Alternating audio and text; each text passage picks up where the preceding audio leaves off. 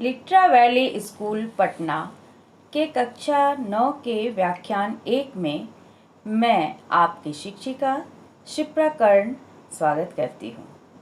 आज हम हिंदी पाठ्य पुस्तक स्पर्श भाग 1 के चतुर्थ पाठ तुम कब जाओगे अतिथि को पढ़ेंगे, जिसके लेखक हैं शरद जोशी।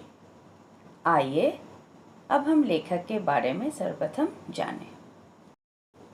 शरद जोशी हिंदी के एक बहुत ही प्रसिद्ध व्यंग्यकार थे। इनका जन्म मध्य प्रदेश के उज्जैन शहर में 21 मई 1931 को हुआ। इनका बचपन कई शहरों में बीता। कुछ समय तक यह सरकारी नौकरी में रहे। फिर इन्होंने लेखन को ही आजीविका के रूप में अपना लिया, क्योंकि इनकी रुचि लेखन में बहुत थी। इन्होंने आरंभ में कुछ कहानियाँ लिखी, फिर पूरी तरह व्यंग्य लेखन ही करने लगे। इन्होंने व्यंग्य लेख, व्यंग्य उपन्यास, व्यंग्य कॉलम के अतिरिक्त हास्य व्यंग्यपूर्ण धारावाहिकों की पटकथाएं और संवाद भी लिखे। हिंदी व्यंग्य को प्रतिष्ठा दिलाने वाले प्रमुख व्यंग्यकारों में से शरद जोशी भी एक हैं।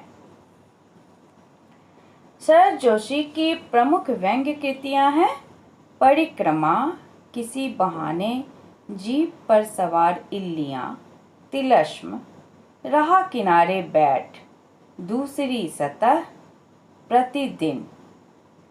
इन्होंने इतनी सारी व्यंग्य कहानियाँ लिखी। इसके अलावा इन्होंने नाटक भी लिखे, उपन्यास भी लिखे। व्यंग्य नाटक में से हैं अंधों का हाथी और एक था गधा।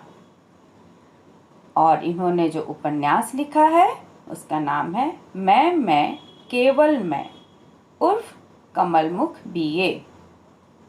और इनकी जो लेखन की विशेषताएं थी वो काफ़ी, इनकी भाषा सरल और सहज हुआ करती थी। मुहावरों और हास परिहास अर्थात हंसी मजाक का हल्का स्पर्श देकर उन्होंने अपनी रचनाओं को अधिक रोचक बनाया था, यानी अधिक रुचिकर बनाया था। लोगों को बहुत ही अच्छा लगता था। अभी भी हम लोग पढ़ते हैं, काफ़ी रुचिकर हैं उनकी।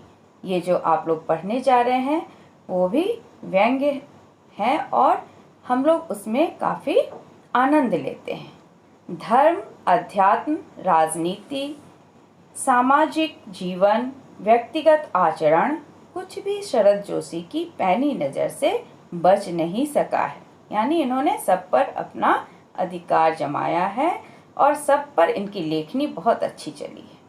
इन्होंने अपनी व्यंग्य रचनाओं में समाज में पाई जाने वाली सभी विसंगतियों का बेबाक चित्रण किया है। पाठक इस चित्रण को पढ़कर चकित भी होते हैं। हम सब पाठक हैं और हमें अच्छा भी लगता है और बहुत कुछ सोचने को विवश भी हो जाते हैं।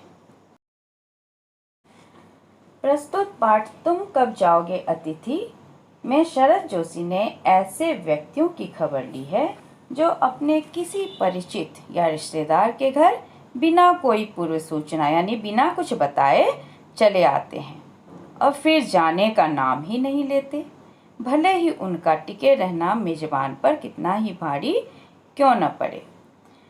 लेखक के घर पर एक अतिथि 4 दिनों से रह रहा है, जिसे देखते हुए वे कहते हैं कि अतिथि तुम्हें देखते ही मेरा बटुआ कांप गया था। कहने का अर्थ है कि आज के दौर में एक मध्यम वर्गीय परिवार के लिए अपने घर का ही कार्यभार और खर्चा वहन करना भारी पड़ता है। वैसे में जब कोई अतिरिक्त व्यक्ति आता है तो अतिथि की हम चूँकि सत्कार अच्छे से करते हैं तो लगता है कि ये हमारा खर्चा और बढ़ने वाला है। फिर भी हमने भरसक मुस्कान के साथ तुम्हारा स्वागत किया था। रात के भोजन को मध्यम वर्गीय परिवार जो है उसको डिनर का रूप दिया। इस प्रकार अतिथि कि स्वागत सत्कार में लेखक ने कोई कमी नहीं की थी। फिर भी तारीख वो देख देख कर कैलेंडर का बदलते थे कि शायद कहीं वो देख कर समझे कि मैं उसे जाने का संकेत दे रहा हूँ।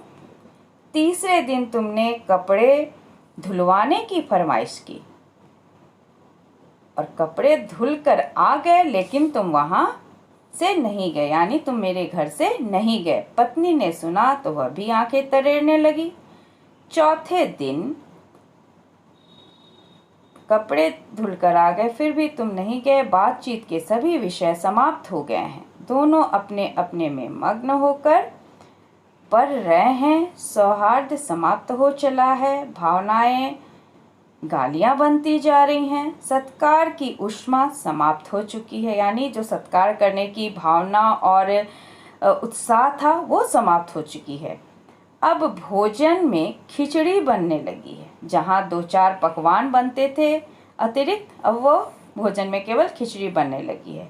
घर को स्वीट होम कहा गया है, पर तुम्हारे होने से घर का स्वीटनेस यानी मिठास खत्म हो गया है। अब तुम चले जाओ, वरना मुझे गेट आउट कहना पड़ेगा, यानी जाने के लिए कहना पड़ेगा, यानी रुखाई से तुम्हें जाने के लिए कहना पड़ेगा। तुम यदि अपने आप कल सुबह चले न गए तो मेरी सहनशीलता जवाब दे जाएगी। माना तुम देवता हो, किंतु मैं तो आदमी हूँ। मनुष्य और देवता ज़्यादा देर साथ नहीं रह सकते, इसलिए अपना देवत्व सुरक्षित रहना चाहते हो तो अपने आप विदा हो जाओ। तुम कब जाओगे अतिथि? इस प्रकार उन्होंने बिना आगमन के आए हुए अतिथि, यानी कोई सूचना के बिना जो अतिथि आए और आने के बाद काफ़ी दिनों तक टिके रह गए, उस पर उन्होंने व्यंग्य किया है।